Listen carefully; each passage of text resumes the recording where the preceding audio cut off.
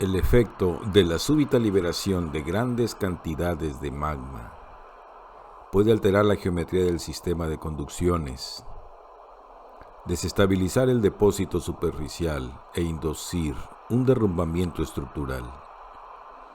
Tal situación a menudo pone en contacto el magma con fluido freático, aumenta la intensidad de la erupción, así como la descompresión explosiva del sistema hidrotermal asociado con el depósito superficial. Enciclopedia de Volcanes.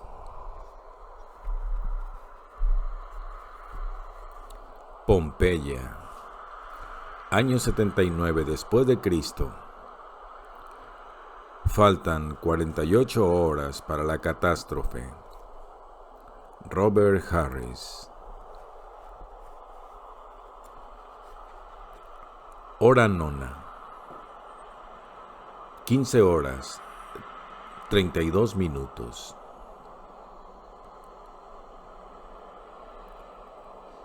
A Atilio le llevó casi 2 horas de una cabalgada sin tregua llegar a Miceno. La carretera serpenteaba a lo largo de la costa, a veces discurriendo directamente al lado del agua, a veces internándose tierra adentro, más allá de las villas de la élite romana. Durante todo el trayecto fue pasando al lado de pequeños grupos de espectadores que se habían reunido al borde del camino para contemplar el lejano suceso. Casi todo el rato estuvo dándole la espalda a la montaña. Pero cuando dobló el recodo norte de la bahía y empezó a descender hacia Nápoles, pudo verla de nuevo, lejos y a su izquierda, un fenómeno que cobraba una extraña belleza. Un delicado velo de bruma había rodeado la columna central, alzándose kilómetro tras kilómetro, como un perfecto cilindro translúcido que alcanzaba a acariciar lo alto de la nube en forma de seta que se alzaba sobre la bahía. En Nápoles, en el peor de los casos, un lugar de lo más apacible, no se respiraba nada parecido al pánico. Hacía rato que había dejado atrás las caravanas de refugiados que huían de la lluvia de piedras, y las noticias de la catástrofe que asolaba Pompeya aún no habían llegado a la ciudad.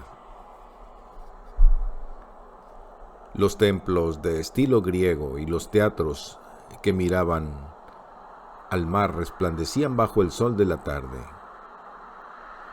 Los visitantes paseaban por los jardines. En las colinas de detrás de la ciudad pudo distinguir los rojos arcos de ladrillo del Aqua Augusta cuando salía a la superficie. Se preguntó si el agua estaría fluyendo, pero no se atrevía a detenerse para comprobarlo. La verdad era que tampoco le importaba. Lo que antes había sido lo más importante del mundo se había visto reducido a la más pequeña de las insignificancias. ¿Qué eran en esos momentos Esomnio y Corax sino cenizas? Ni siquiera eso, apenas un recuerdo. Se preguntó qué habría ocurrido con los otros hombres. Sin embargo, la imagen de la que no se podía zafar era la de Corelia. El modo en que se había recogido el cabello al montar, cómo se había desvanecido en la lontananza siguiendo el trayecto que él le había marcado para enfrentarse a la tragedia que él, y no el destino, le había asignado. Cruzó Nápoles y salió campo abierto de nuevo. a la calzada que se internaba en el inmenso túnel que Agripa había hecho excavar bajo el promontorio de Pausilipon, donde, tal como Séneca había observado, las antorchas de los esclavos encargados de la calzada, más que iluminar la oscuridad, la destacaban, que llegaba hasta más allá de los inmensos muelles del puerto de Puteoli, otro de los proyectos de Agripa, más allá de las afueras de Cumas, donde se decía que la sibila descansaba en su jaula deseando morir, más allá del lago Averno, más allá de los grandes baños dispuestos en forma de terrazas en bahías, más allá de los borrachos de las playas y de las tiendas de recuerdos con sus objetos de vidrio de brillantes colores, de los niños que hacían volar sus cometas, de los pescadores que reparaban sus redes en los muelles, de los hombres que jugaban a lanzar huesos bajo la sombra de las adelfas, más allá de las centurias de marineros uniformados que corrían al redoble de los tambores hacia la base naval,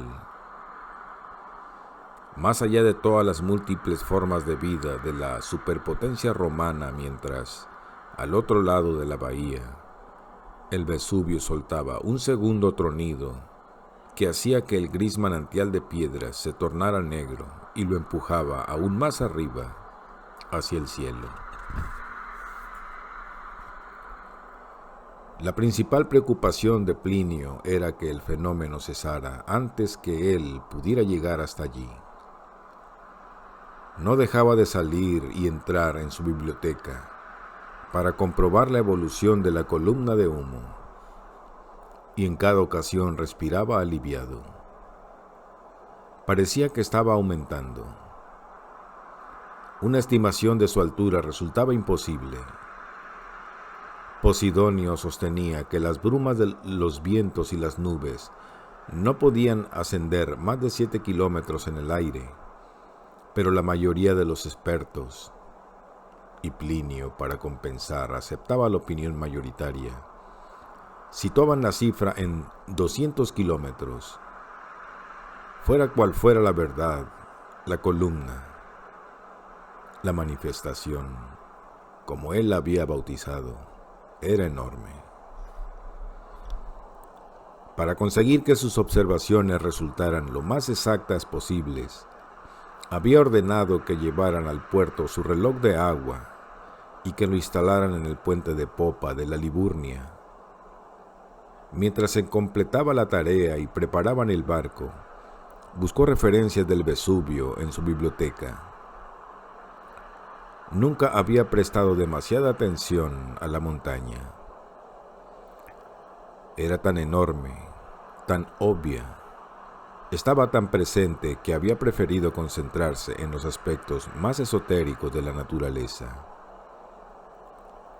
El primer texto que consultó fue la Geografía de Estrabón, que lo dejó pasmado. Toda la zona parece haberse incendiado en el pasado y haber contado con cráteres llameantes de negra roca. ¿Cómo no se había dado cuenta? Llamó a Cayo para que le echara un vistazo. ¿Lo ves? Compara la montaña con el Etna. Pero, ¿cómo puede ser? El Etna tiene un cráter de más de 3 kilómetros de ancho. Lo he visto con mis propios ojos, brillando a través del mar, por la noche.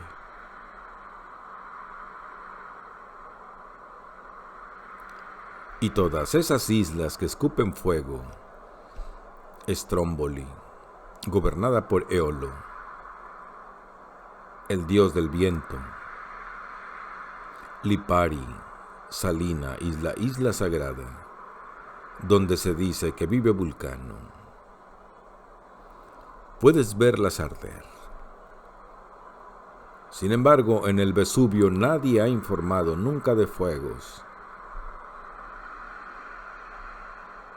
Aquí habla de cráteres llameantes de negra roca que después se extinguieron por falta de combustible, indicó. Quizás significa que alguna nueva fuente de combustible está alimentando la montaña y por eso ha vuelto a la vida. Cayo parecía expectante.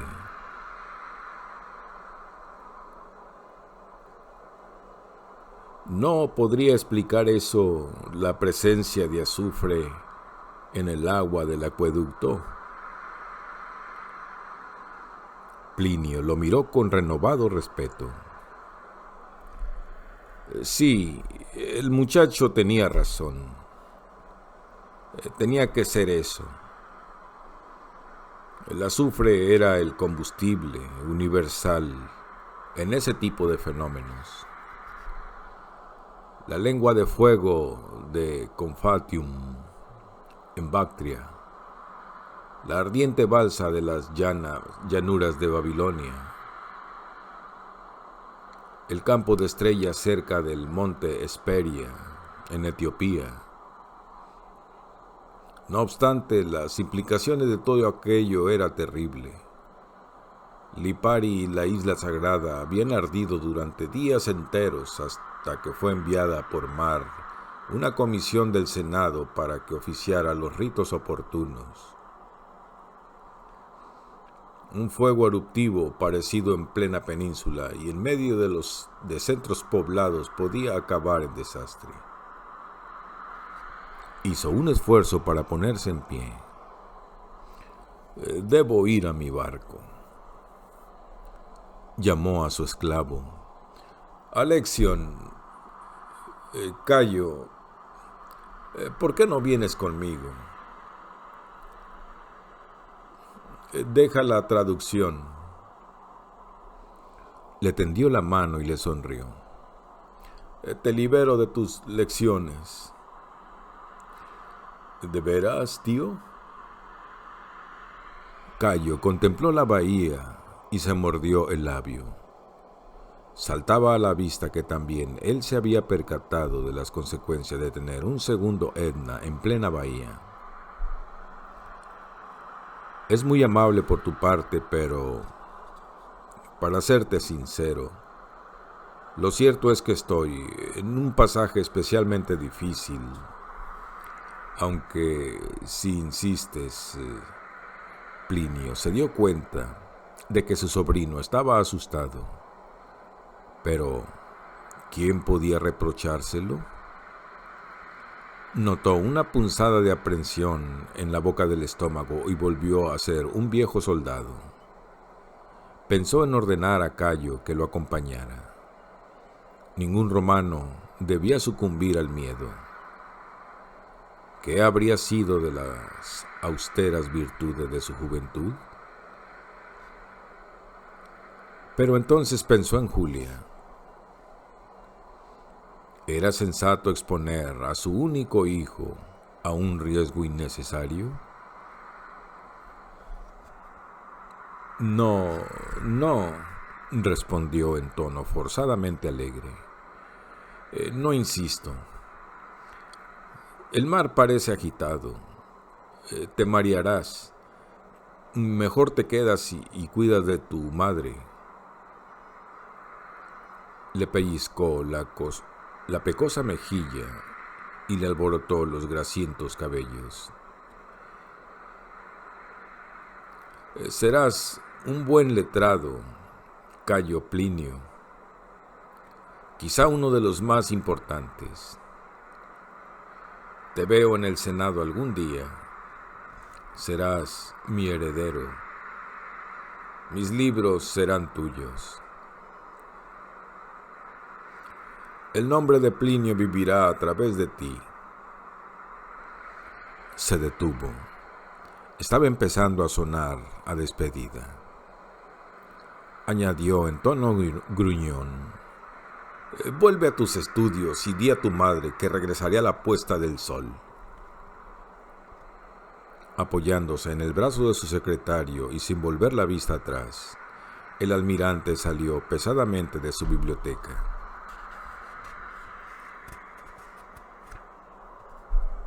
Atilio había pasado Piscina Mirabilis y había cruzado hasta la puerta, hasta el puerto, y estaba empezando a subir el camino hacia la villa del almirante, cuando vio que un destacamento de soldados despejaba el camino para el carruaje de Plinio. Apenas tuvo tiempo de desmontar y poner pie en la calle antes que la tropa lo alcanzara. «Almirante», llamó. Plinio, que miraba del frente, se volvió vagamente en su dirección y vio una figura que no reconoció, cubierta de polvo, con la túnica desgarrada y los brazos, las piernas y el rostro surcados de sangre seca. La aparición le habló de nuevo. «Almirante, soy Marco Atilio, ingeniero». Hizo que el carro se detuviera. «¿Qué te ha pasado?»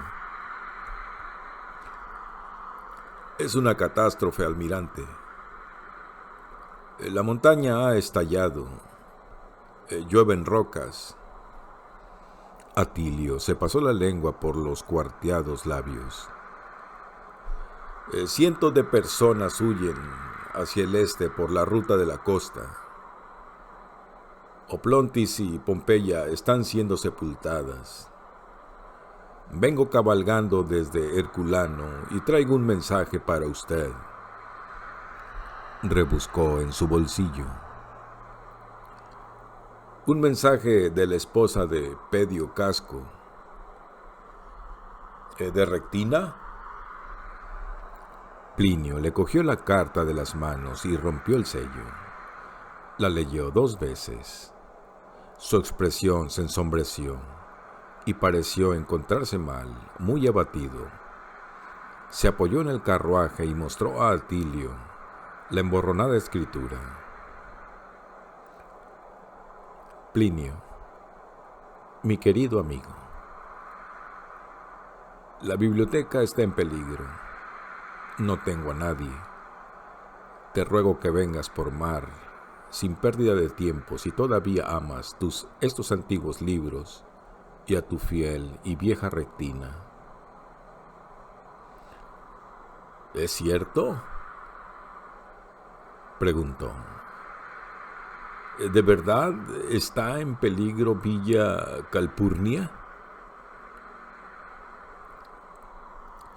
«Toda la costa corre peligro, almirante». ¿Qué le pasaba al anciano? ¿Acaso los años y la bebida lo habían atontado o creía que se trataba de un espectáculo dispuesto en su exclusivo interés?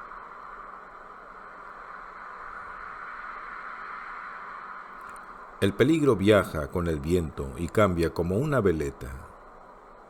Incluso mi seno puede que no resulte seguro. Incluso mi seno puede que no resulte seguro, repitió Plinio. Y Rectina está sola. Los ojos se le llenaron de lágrimas. Enrolló la carta y llamó a su secretario, que se había ido corriendo con los soldados. «¿Dónde está Antio?» «En el muelle, almirante». «Hemos de darnos prisa. Sube conmigo, Atilio». Golpeó un lado del carruaje con el anillo. «Sigamos». Atilio se acomodó en el estrecho espacio y el vehículo siguió pendiente abajo. «Ahora, Aguador, cuéntame todo lo que has visto». Atilio intentó poner en orden sus pensamientos, pero le resultaba difícil expresarse con coherencia. Aún así intentó transmitir la enormidad de lo que había presenciado cuando la cima de la montaña había desaparecido. Explicó que el estallido de la cumbre había sido la culminación de una serie de otros fenómenos: la presencia de azufre, las nubes de gases tóxicos, los temblores de tierra, el corrimiento de tierra que había seccionado la matriz de la Augusta, la desaparición de los manantiales locales. Todos esos sucesos estaban relacionados. Y ninguno de nosotros supo verlo, dijo Plinio, meneando la cabeza. Hemos estado tan ciegos como el viejo Pomponiano, que creía que todo era obra de Júpiter.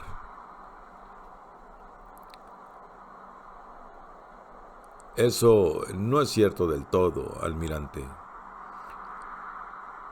Un hombre lo intuyó, un hombre nacido en Catania, la tierra del Etna, mi predecesor, Esomnio. ¿Esomnio?, preguntó el almirante con tono cortante. ¿El mismo que ocultó 250,000 de sestercios en el fondo del depósito de Piscina Mirabilis? Se dio cuenta de la atónita expresión de Atilio. Se ha descubierto esta mañana, cuando quedó vacío del todo. ¿Es que acaso sabes cómo consiguió tal cantidad? Estaban entrando en los muelles. Atilio vio un perfil que le resultaba familiar. La Minerva amarrada al muelle, con el mástil principal colocado y lista para navegar. Y pensó en lo extraña que resultaba la cadena de acontecimientos que lo había devuelto a aquel lugar y momento. Si Esomnio no hubiera nacido en Sicilia, nunca se habría aventurado a subir al Vesubio y no habría desaparecido. Y él, Atilio, nunca habría sido enviado por Roma, no habría puesto el pie en Pompeya, ni conocido a Corelia, a Ampliato ni a Corax. Durante un breve instante captó la extraordinaria y perfecta lógica de todo aquello, desde el pescado envenenado hasta las monedas escondidas, y meditó el mejor modo de describírselo al almirante. Pero apenas había empezado cuando Plinio lo interrumpió con un gesto de la mano. La mezquindad y la avaricia del ser humano bastarían para escribir un tratado, exclamó con impaciencia. Pero, ¿qué importan ahora? Ponlo todo por escrito en tu informe y tenlo listo para cuando vuelva. ¿Y el acueducto? Reparado, almirante. Al menos lo estaba cuando lo dejé esta mañana. Entonces has hecho un buen trabajo, ingeniero. Y en Roma se sabrá, te lo prometo. Ahora vuelve a tus dependencias y descansa. El viento azotaba los cabos y las drisas contra el mástil de la Minerva. Torcuato se hallaba en la pasarela de proa, hablando con el comandante del buque insignia, Antío, y un grupo de 7 oficiales. Todos se cuadraron cuando el carruaje de Plinio se acercó. Almirante, con su permiso, preferiría navegar con usted, objetó Atilio. Plinio lo miró, sorprendido, le sonrió y le dio una palmada en el muslo con su regordeta mano. Un científico. Eres como yo. Lo supe en cuanto te vi. Haremos grandes cosas hoy, Marco Atilio. Empezó a dar órdenes mientras su secretario lo ayudaba a apearse. Torcuato, partimos de inmediato. El ingeniero vendrá con nosotros. Antio, haz sonar la alarma general. Haz que envíen en mi nombre y mediante destellos la siguiente señal a Roma. Vesubio explotado antes de la hora 7. Población de la bahía en peligro. Saco la flota al mar para evacuar supervivientes. Antio lo miró, estupefacto. ¿La flota al completo, almirante? Cualquier cosa que flote. ¿Qué tienes ahí? Plinio miró hacia el puerto exterior, donde los navíos de guerra se mecían en sus fondeos, balanceándose en el creciente oleaje. ¿No es esa la Concordia? ¿Y esas no son la Libertas y la Justitia? ¿Y allí no están la Pietas y la Europa? Las abarcó con un gesto de la mano. Todas ellas. Y además todo lo que se encuentre en el puerto interior y no esté en el dique seco. Vamos, Antio. La otra noche te quejabas de que la flota más poderosa de los mares no sabía lo que era entrar en acción. Pues bien, aquí tienes tanta acción como quieras. Pero la acción requiere un enemigo, almirante. Ahí tienes a tu enemigo, señaló la humareda, que se agigantaba en la distancia. Un enemigo más poderoso que cualquier fuerza a la que César se haya enfrentado. Por un momento, Antio no se movió, y Atilio se preguntó si estaría pensando en insubordinarse. Pero entonces un destello apareció en los ojos del marino, que se volvió hacia sus oficiales. Ya habéis oído las órdenes. Mandad la señal al emperador y tocad alarma general. Y haced correr la voz de que cortaré las pelotas a todo capitán que no se haya hecho a la mar dentro de media hora. Era plena hora nona cuando, según el reloj del almirante, la Minerva fue apartada del muelle y empezó a virar lentamente para dirigirse a mar abierto. Atilio volvió a su antiguo lugar contra el pasamanos y asintió a Torcuato. El capitán le respondió con un leve movimiento de la cabeza, como diciendo que se aprestaban a una locura. Anota la hora, ordenó Plinio a Alexion. El esclavo se puso en cuclillas a su lado, mojó la pluma en tinta y anotó una cifra. Una cómoda butaca de alto respaldo había sido dispuesta en el pequeño puente, y desde aquella elevada posición Plinio supervisó la escena que se desarrollaba ante él. Su sueño durante los últimos 2 años había sido mandar la flota en batalla y desenfundar su inmensa espada. Sin embargo, sabía que Vespasiano lo había designado para que fuera un simple administrador en tiempo de paz y evitara que el filo de su arma se oxidara.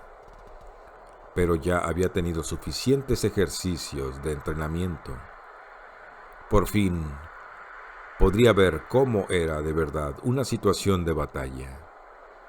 Las agudas notas de las trompetas arrancando a los hombres de cualquier rincón de Miceno, los botes de remos que llevaban a las primeras tripulaciones hasta sus cuatrirremes, los guardias de avanzada embarcando y repartiéndose por las cubiertas, los altos mástiles colocados en posición, los remos dispuestos. Antio le había prometido que tendría 20 barcos en condiciones de navegar de inmediato. Equivalían a 4,000 hombres, una legión. Cuando la Minerva se halló aproada a levante, 2 filas de remos hendieron el agua.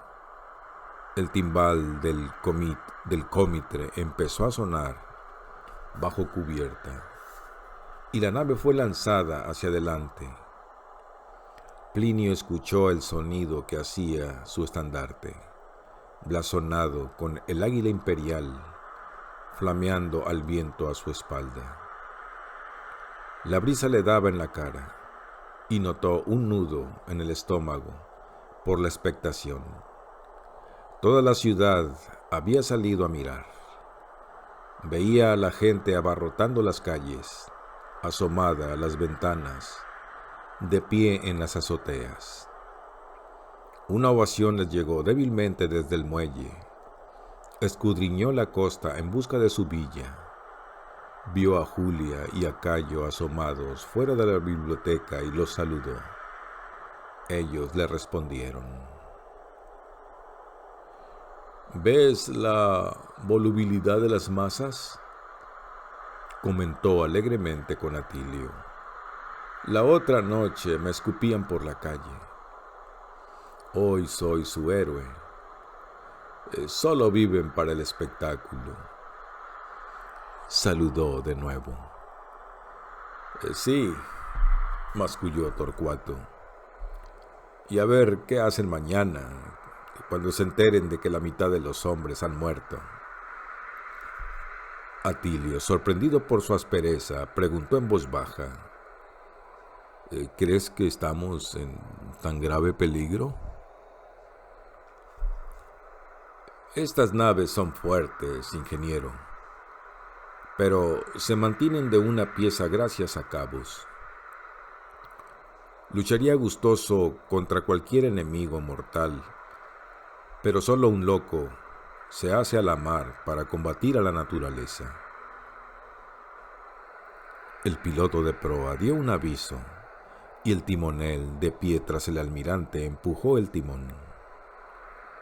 La Minerva serpenteó entre los barcos de guerra anclados, lo bastante cerca para que Atilio alcanzara a ver los rostros de los marineros en cubierta. Luego volvió a girar y pasó frente a los muros de piedra natural del puerto, que parecieron abrirse lentamente, como las puertas de un templo. Por primera vez tuvieron una amplia vista de lo que estaba sucediendo en la bahía. Plinio aferró los brazos de su butaca, demasiado impresionado para decir palabra. Luego recordó su deber para con la ciencia. Más allá del promontorio de Pausilipon, empezó a dictar al instante. Todo el Vesubio y la costa circundante están cubiertos por una nube de color gris lechoso y veteada de negro que se desplaza. Pero eso resultaba una descripción demasiado tibia, pensó.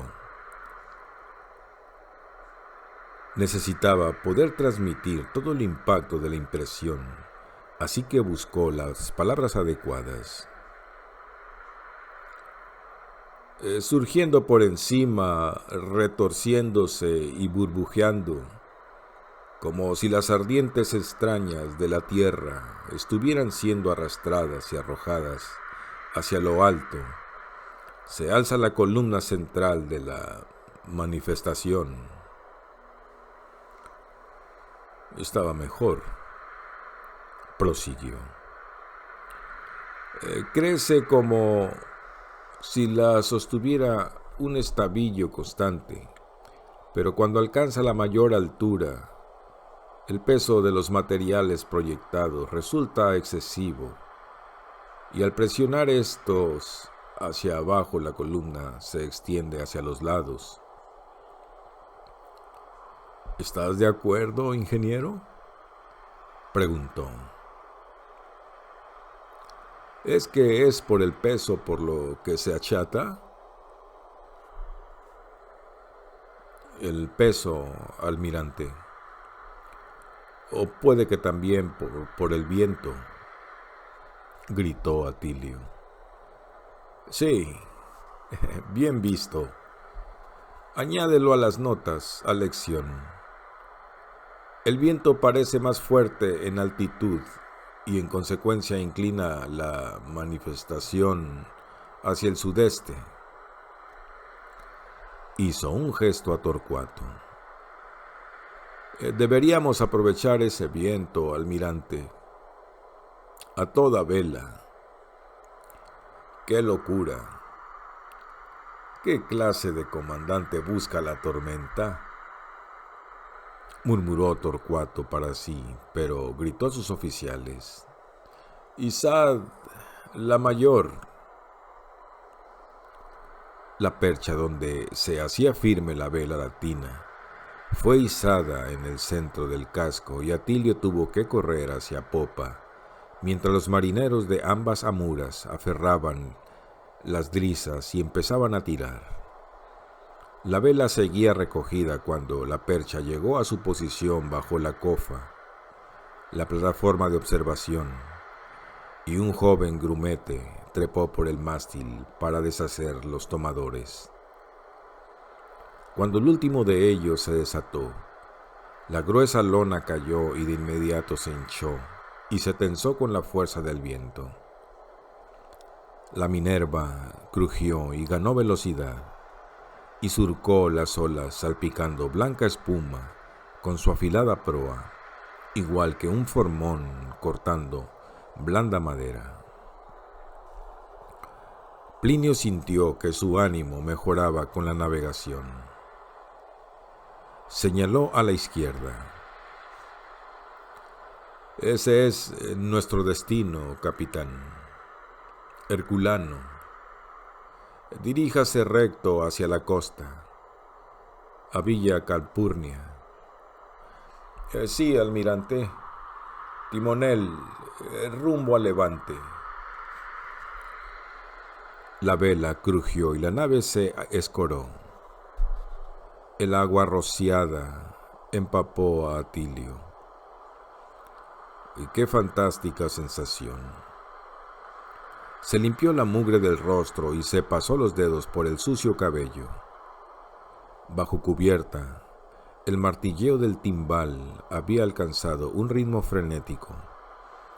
Los remos se convirtieron en una mancha difusa entre la espuma del oleaje. El secretario del almirante tuvo que sujetar sus papeles con ambos brazos para evitar que salieran volando. Atilio miró a Plinio. El hombre se hallaba inclinado hacia adelante en su butaca, con las mejillas húmedas de mar, los ojos brillantes de entusiasmo y sonriendo abiertamente. Cualquier rastro del cansancio anterior había desaparecido. Volvía a ser un jinete a lomos de su caballo, cargando a través de la planicie de Germania, jabalina en mano, para desatar el caos entre los bárbaros. Rescataremos a Rectina y su biblioteca. Los dejaremos en lugar seguro y luego nos uniremos a Antio y su flota y evacuaremos a toda la gente que podamos de la costa. ¿Qué le parece eso, capitán? Lo que el almirante desee, repuso Torcuato, muy rígido. ¿Qué hora indica su reloj? El comienzo de la hora 10, dijo Alexion. El capitán alzó las cejas. Entonces solo nos quedan 3 horas de luz antes del crepúsculo. Dejó que las implicaciones de la frase quedaran suspendidas en el aire, pero el almirante la descartó con un gesto. Mire la velocidad que llevamos, capitán. No tardaremos nada en llegar a la costa. Sí, y el viento que nos empuja hacia allá nos hará doblemente difícil volver a mar abierto. Marineros, se burló el almirante, gritando por encima del rugido de las olas. ¿Estás escuchando, ingeniero? Juro que son peores que los agricultores cuando se trata del clima. Se quejan si no hay viento y se quejan aún más cuando lo hay.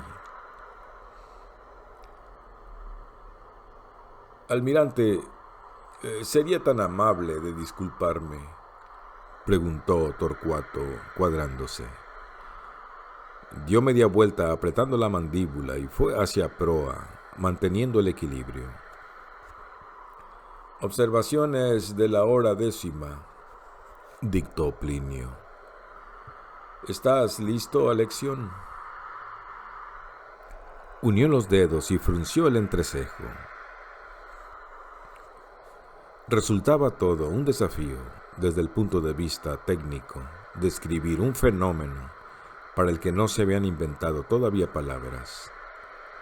Al cabo de un rato, las distintas metáforas, columnas, troncos de árbol, surtidores y otras parecidas eran más un obstáculo que una inspiración, y no le servían para retratar el poderío de lo que estaba presenciando.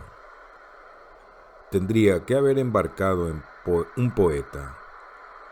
Le habría sido de más utilidad que el capitán. Empezó.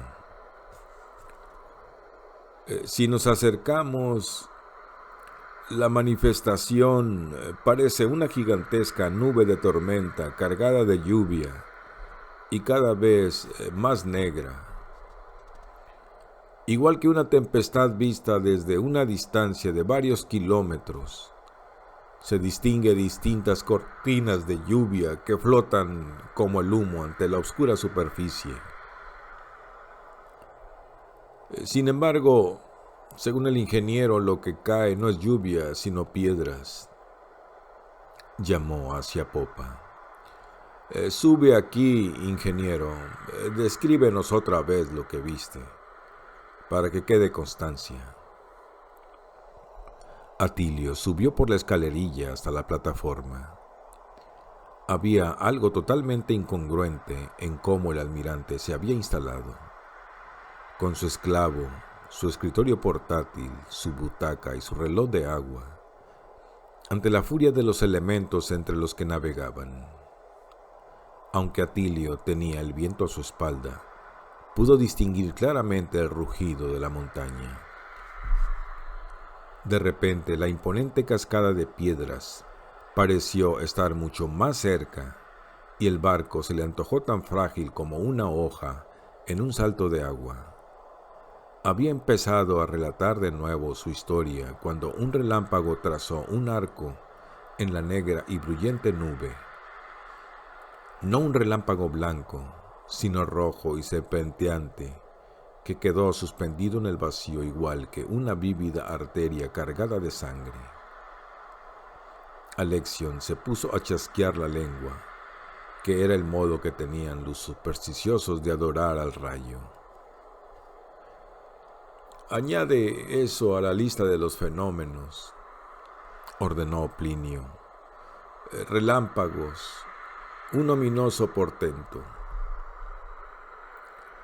Navegamos demasiado cerca, gritó Torcuato.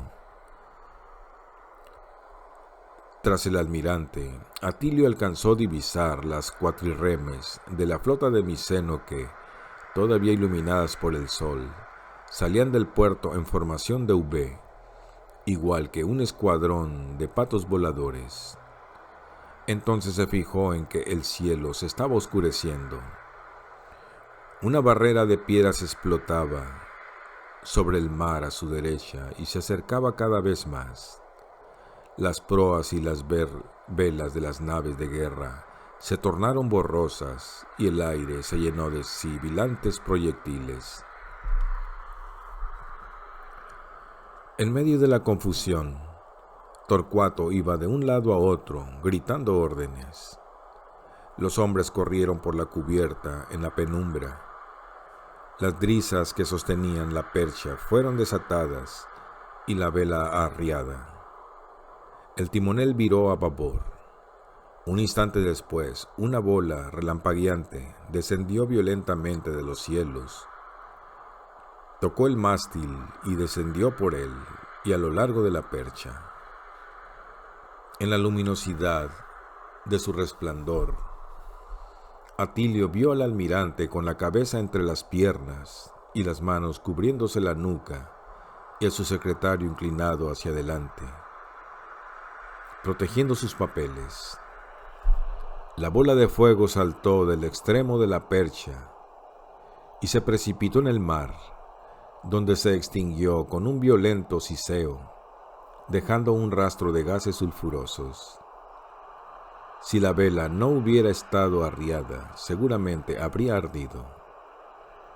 Atilio notó el tamborileo de las piedras en cubierta y sobre sus hombros. Comprendió que la Minerva había debido pasar rozando la nube y que Torcuato intentaba alejarse remando debajo de ella.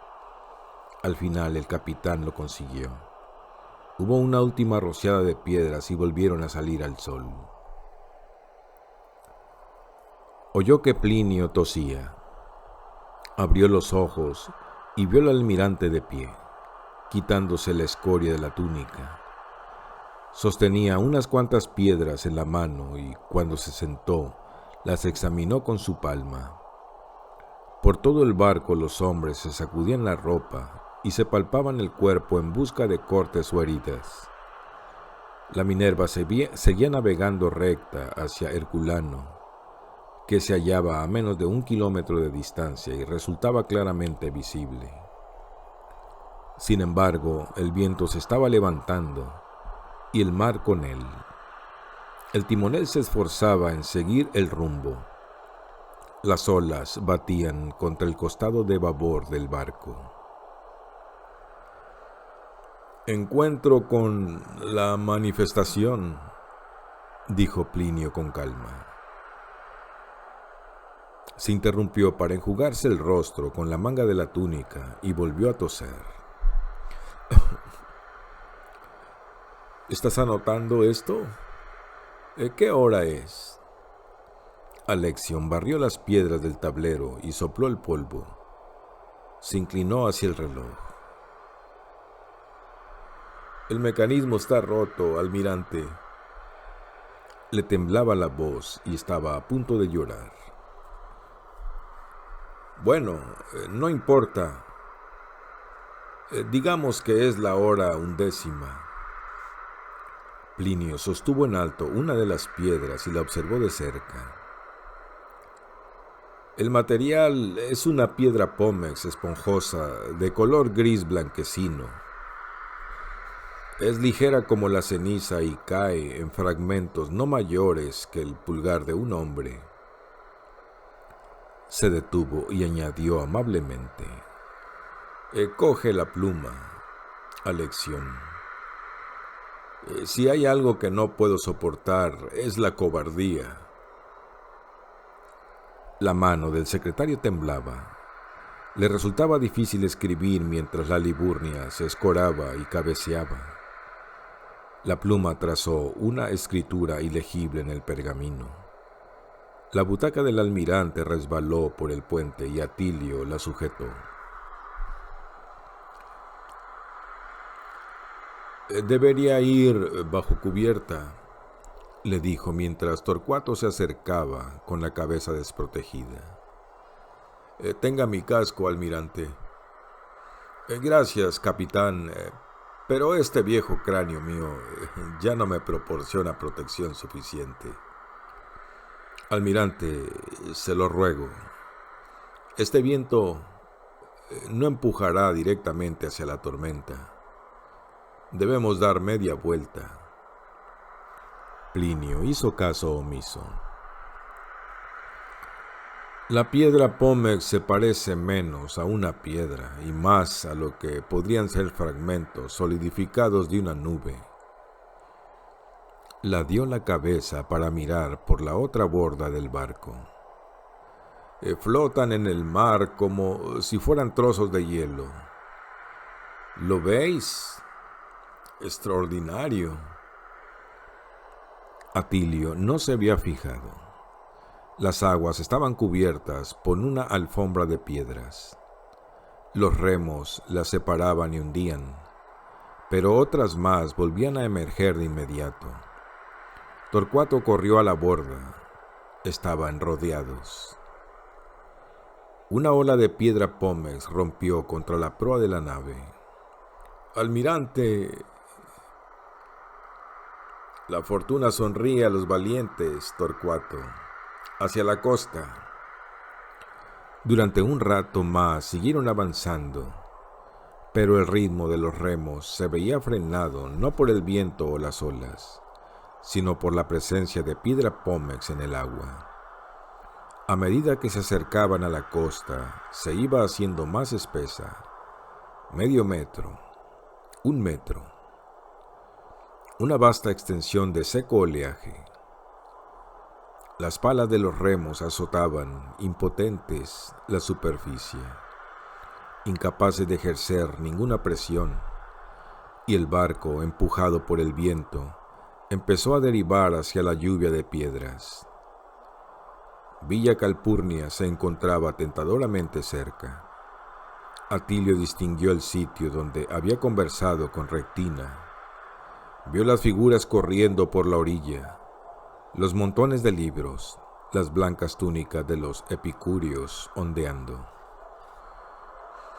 Plinio había dejado de dictar y con ayuda de Atilio se había puesto en pie. Por todas partes las planchas crujían, mientras la presión de la piedra Pómex cercaba el barco. El ingeniero notó que el almirante se encogía, como si por primera vez reconociera que habían sido vencidos. Tendió la mano hacia la orilla. Rectina, murmuró. El resto de la flota había empezado a dispersarse. La formación en V se deshizo mientras los navíos luchaban por salvarse. Entonces volvió a cernirse sobre ellos la oscuridad, y el familiar tronido de la piedra Pómex al caer ahogó cualquier otro sonido. «Hemos perdido el control del barco», gritó Torcuato. «Todos bajo cubierta. Ingeniero, ayúdeme a bajarlo de aquí».